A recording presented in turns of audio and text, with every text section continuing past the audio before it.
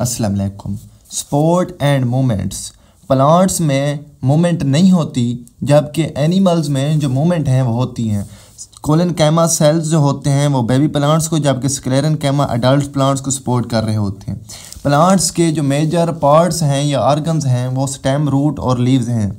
Stem का main मकसद support देना होता है प्लांट्स को, और इसमें मदद कर रहा होता है इसकी टर्गर प्रेशर, कोलेनकैमस और स्क्लेरेनकैमा सेल्स और वेस्कुलर बंडल्स, जिनमें जैलम जैलम सपोर्ट दे रही होती है स्टेम को। ओके, और इसके अलावा वेस्कुलर बंडल और एडिशनल स्क्लेरल फाइबर्स मिलकर बंडल कैप बनाते हैं जो कि प्लांट को सपोर्ट दे रहा होता है। अगर टर्गर प्रेशर लॉस हो जाए तो प्लांट जो है वो मुरझा जाता है और वो विंड स्ट्रेस और वीट बैरिंग को अपनी एबिलिटी लॉस कर देता है। और यह वेस्कुलर बंडल जो हैं वो विंड स्ट्रेस और वेट बैरिंग के लिए बहुत अहम होते हैं। ओके, जो एक वैक्यूल की आउटर मेम्ब्रेन होती है उसको हम बोलते हैं टोनोप्लास्ट। ओके, और इसमें एक्टिव ट्रांसपोर्ट सिस्टम्स होते हैं, मतलब ये वैक्यूल हैं, इसमें एक्टिव ट्रांसपोर्ट हैं। अंदर आयंस गए, आयंस ज़्यादा हो गए, पानी कम हो गया, अब पानी अंदर आ सकता है और इसकी वैक्यूल की टर्जिडिटी जो होती है वो बढ़ जाती है। ओके, और बहुत सारे टिश्यूज़ जो हैं वो प्लांट्स को सपोर्ट कर रहे होते हैं, जैसे कि स्क्लेरेनकैमा सेल्स जिनमें थिक सेकेंडरी सेल वाल होती है वो नॉन लिविंग होते हैं और इनमें याद रखना लिग्निन होता है, जबकि कोलेनकैमा में लिग्निन नहीं होता। लिग्निन जो है वो टफ और हार्ड होता है, एक ऑर्गेनिक सब्सटेंस है और हमें यानी कि प्लांट्स को सपोर्ट दे रहा होता है।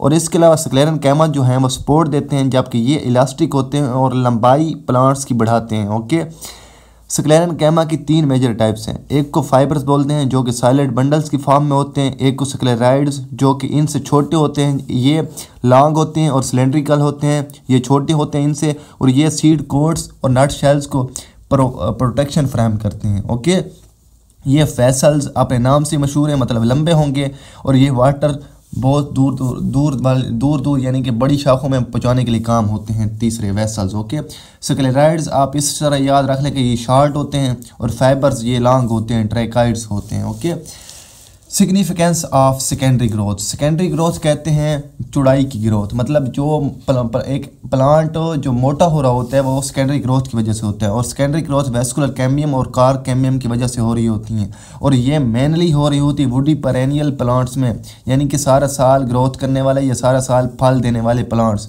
जैसे कि ट्रीज, शराब्स और वाइन। ओके, सेकेंडरी ग्रोथ 2 वजूहात से होती है, मैंने पहले ही बता दिया, वेस्कुलर कैम्बियम और कार कैम्बियम।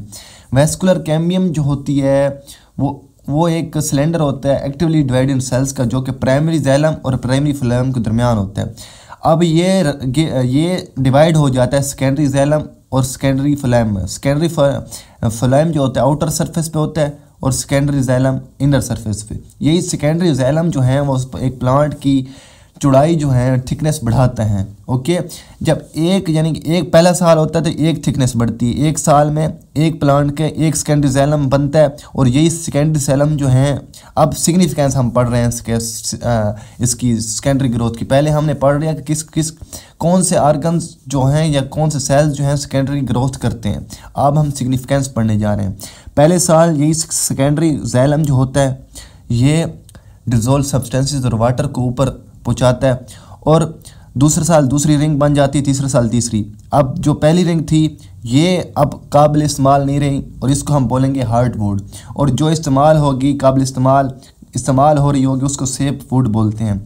अब हार्डवुड के बहुत सारे फ़ायदे हैं, इसके तो अपने फ़ायदे हैं कि ये पहुँचा रही हैं चीज़ें, और ये हार्डवुड अकोमोलेट कर लेती हैं रेंसेस को, आयल्स को, गम्स को और टेनिन्स को। ओके, इसके अलावा अब ये चीज़ें यानी कि 2 फ़ायदों के अलावा जब प्लांट कोई भी डैमेज हो जाए तो उसके इर्द गिर्द कैलस बन जाता है, या वुड टिश्यू या पेरेन्किमेटस टिश्यूज़ बन जाते हैं, और वो एक कैम्बियम की वजह से हो रहा होता है। ये चीज़ें जो बन रही हैं एक प्लांट के डैमेज होने की वजह से। अब जो बडिंग होती है और ग्राफ्टिंग का मैकेनिज़्म होता है, उधर भी कैलस जो हैं वो ब्रांचेस को यूनाइट कर रहा होता है। अब हर प्लांट का और हर वुड का अलग अलग फ़ायदे हैं।